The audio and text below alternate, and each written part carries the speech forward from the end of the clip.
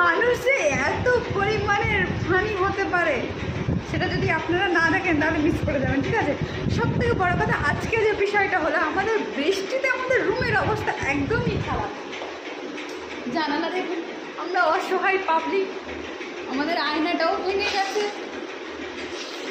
জানালা পুরো রুম টুক পুরোই ভিজে গেছে, আমাদের পুরো একদম অবস্থা খারাপ।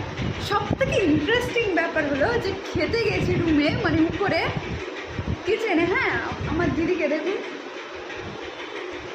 একটা লজ্জিত, ঠিক আছে, কিছু মনে করবে না।